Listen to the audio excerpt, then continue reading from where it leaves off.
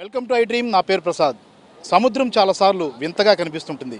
ఉదయం ఒకలా, రాత్రి మరోలా మిరుమిట్లు గొలుపుతూ రాత్రి కనిపించే సముద్రం నుంచి వచ్చే రకరకాల అదైతే జలరాశులు మనం చూస్తూ ఉంటాం.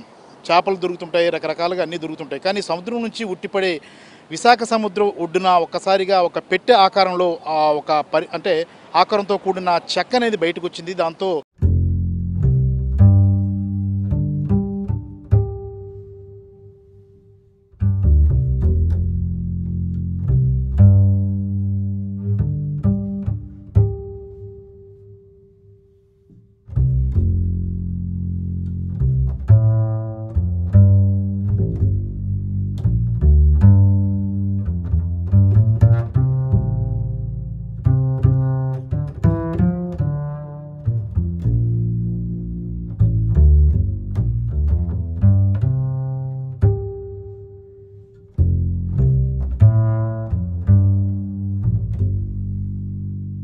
దానిలో ఏముంది అన్నది ఇప్పుడు చాలా ఆసక్తికరంగా మారింది. మనం ఒకసారి చూసుకుంటే ప్రస్తుతం మనం ఇదే సముద్రపు వైపు నుంచి ఒడ్డుకు దూసుకొచ్చిన పెట్టెలాంటి ఆకారం. ఇది ఏంటి అన్న దాని మీద ప్రస్తుతం అయితే పోలీసులు నిశ్చితంగా పరిశీలిస్తున్నారు. ఇప్పటివరకు అందుతున్న సమాచారం ప్రకారం అయితే ఇది ఏదైతే రెండు నౌకలకు సంబంధించి లంగరు వేయడానికి వీలుగా వినియోగించే ఒక చెక్కలాంటి పదార్థంగానే ప్రస్తుతం అయితే భావించే పరిస్థితి కనిపిస్తుంది. ఇది అలాంటిదేనా, దీని లోపల ఏమైనా ఉందా అన్నది ఇంకా నిశ్చితంగా పరిశీలించాల్సిన పరిస్థితి. సహజంగా యుద్ధ నౌకలకి ఇలాంటి ఇవి వాడే అవకాశం లేదు. కానీ మ్యారిటైమ్ సంబంధించిన నౌకలకు సంబంధించి కానీ, లేదంటే దేశీయంగా తిరిగే నౌకలకు సంబంధించి కానీ, లేదంటే షిప్ యార్డ్ కానీ, లేదంటే అటు పోర్టుకు వచ్చే కొన్ని నౌకల విషయంలో జాగ్రత్తలు తీసుకునే విషయంలో ఇలాంటి మజ్జిగ వాడుతారన్నది ఒక సమాచారం ఉంది. అది శాస్త్రీయంగా దీన్ని ధృవీకరించాల్సి ఉంది. మొత్తం మీద చూసుకుంటే ఇది ఒక ఆసక్తికరంగా మారింది. ఇంత బరువైన చెక్క అంటే సముద్రంలో చాలా ఏవైనా కొట్టుకొచ్చే అవకాశం ఉంటుంది, ఎంత బరువైనా కొట్టుకొచ్చే అవకాశం ఉంటుంది. అది పెద్ద విశేషమేమి కాదు. కానీ ఇలాంటి ఆకారం అనేది తీసుకురావడం అనేది విశేషంగా మనం చెప్పుకోవాల్సి ఉంటుంది. విశాఖ అనగానే మనకి నావికా తీరం ఉంది, నావికా దళానికి సంబంధించిన ఉంది, అలాగే మిలిటరీకి సంబంధించిన ఒక కేంద్రం ఉంది. ఇవన్నీ కూడా ముఖ్యంగా ఉన్నాయి. అలాగే ఫిషింగ్ హార్బర్ ఉంది, అలాగే పోర్టు కూడా ఉంది.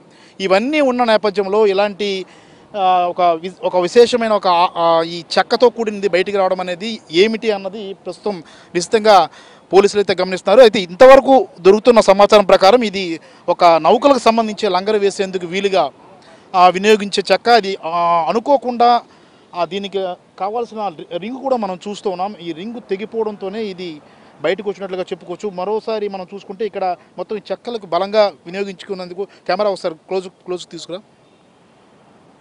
మనం చూసుకునేటప్పుడు ఈ బోల్ట్లు కూడా ఇక్కడ ఉన్నాయి. అంటే ప్రతిదాన్ని అంటే ఒక లేయర్ల కింద ఈ చెక్కని ఇచ్చేశారు. అలాగే బోల్ట్లను కూడా బిగించడం జరిగింది. కాబట్టి దీన్ని ఖచ్చితంగా నౌకలకు వినియోగించే పరికరం అంటే ఇది చక్కగానే పరిగణించాల్సి ఉంటుంది. రెండు నౌకలను మనం లంగర్ వేసేటప్పుడు సహజంగా ఫిషింగ్ హార్బర్లో ఇలాంటివి జరుగుతుంటాయి, లేదంటే పోర్ట్లో కూడా జరుగుతుంటాయి.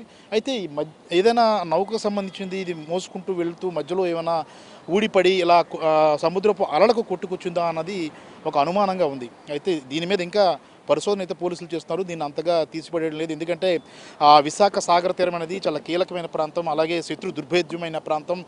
ఎవరైనా ఏదైనా ఒక కుట్రపూరితమైన ఏదైనా చర్యలు చేపట్టారా అన్న దీని మీద ఎప్పటికప్పుడు నిఘా ఉండే ప్రాంతం.